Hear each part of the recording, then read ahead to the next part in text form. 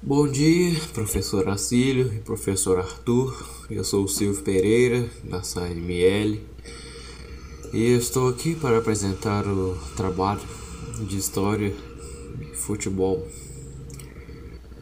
O meu grupo estão eu, Samuel e Clarice. Vamos à leitura, né?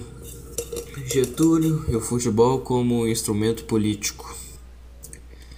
O futebol, que começou a se popularizar, passou a ser usado como instrumento de propaganda, de controle ideológico, de forma semelhante ao que ocorria na Itália. O primeiro passo é levantar os conhecimentos da turma com perguntas como: por que o futebol é um esporte nacional? O que ele tem a ver com a política? 1930. Campeonato Mundial FIFA, ou simplesmente Mundial, é uma competição internacional de futebol que ocorre a cada 4 anos, com exceção de 1934 e 1946, quando não foi realizada por causa da Segunda Guerra Mundial. Em 1933, o futebol brasileiro preparava-se para sofrer uma mudança radical. Até esse momento, o esporte era ainda amador e a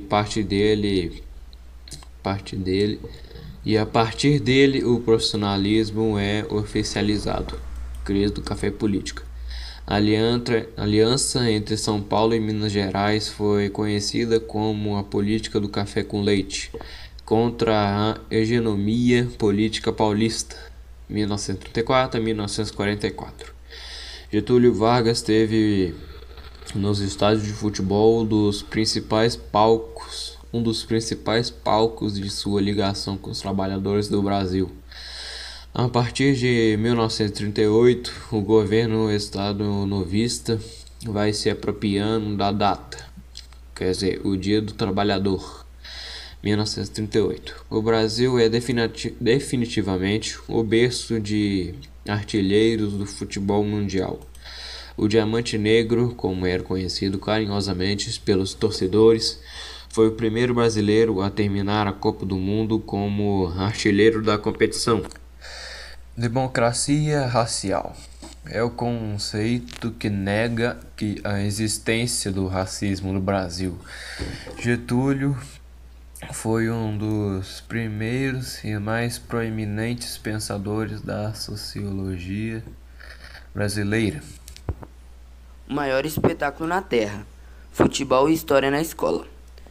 Vencer o Mundial depois da Copa de 1938, na França, se tornou uma forma de afirmação na identidade brasileira.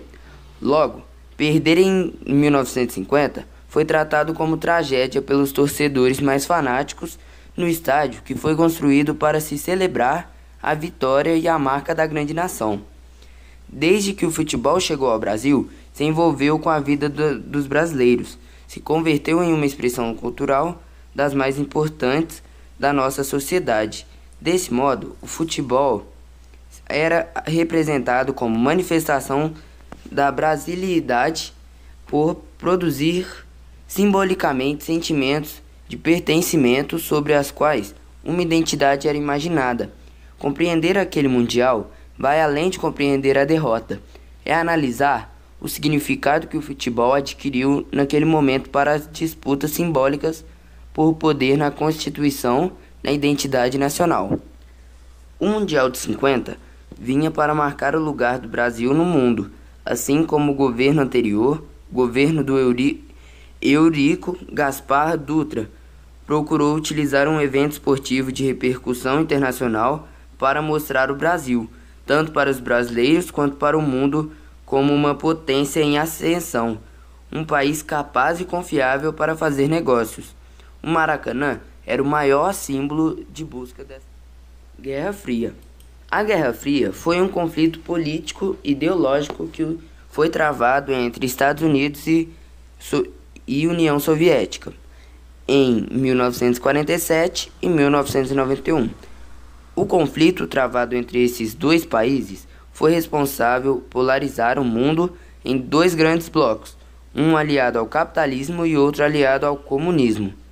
A Guerra Fria criou um clima tão forte, tensão internacional, a existência de armazenamentos nucleares e termos nucleares sob a posse desses países tornaram o conflito mais pavoroso, pois causaria uma aniquilação da humanidade ao longo da humanidade.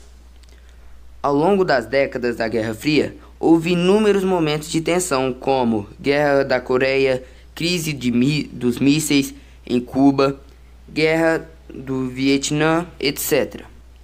Na Alemanha, em 1989, foi derrubado o Muro de Berlim, símbolo da Guerra Fria. Depois disso, vários países deixaram o bloco socialista e aderiram à nova economia de mercado.